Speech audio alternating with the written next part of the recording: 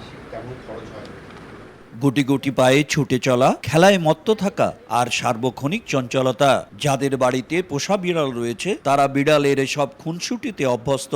হোক বাড়তি আনন্দ অথবা ইঁদুর ও ক্ষতিকর পোকামাকড়ের উৎপাত থেকে রক্ষা পাওয়া, পোষ্য প্রাণী হিসাবে অনেকেরই পছন্দের তালিকায় রয়েছে এই প্রাণীটি। একাকিত্ব দূর করতে, মানসিক চাপ কমাতে বিড়ালই হতে পারে মানুষের একজন ভালো সঙ্গী।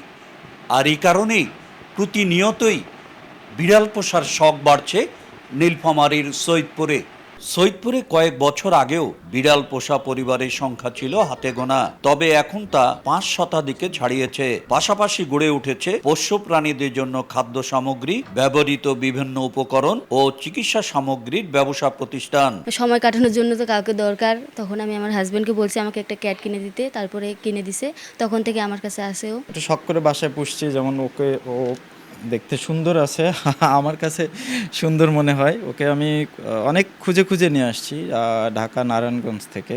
শখের বশেই বিড়াল পুষতেছি, কিন্তু এই বিড়াল পোষা অনেক ব্যয়বহুল, কারণ আমাদের সৈয়দপুরে আসলে ভেট নাই আর পেট কেয়ারও নাই।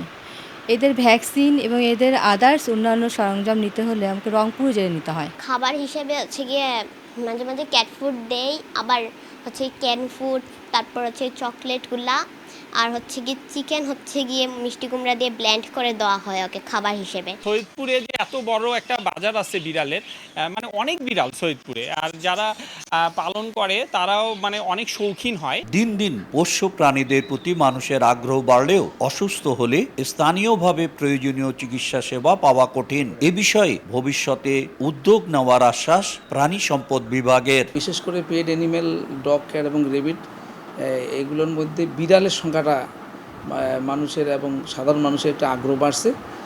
বিড়ালের বিশেষ করে পার্সিয়ান জাত এবং লোকাল এবং পার্সিয়ান লোকাল মিলায় যে ক্রস, এই ধরনের বিড়ালের সংখ্যাই আমাদের হাসপাতালে আমরা প্রতিদিন প্রায় 10-15, কখনো 20 এরকম দৈনিক এরকম আমরা চিকিৎসা প্রদান করতেছি।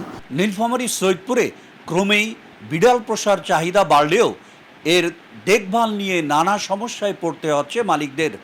কারণ এটি সুচিকিৎসার জন্য সৈয়দপুরে তেমনভাবে দক্ষ চিকিৎসক এখনও পাওয়া যায় না। শাকির হোসেন বাদল, সময় সংবাদ, সৈয়দপুর, নীলফামারী।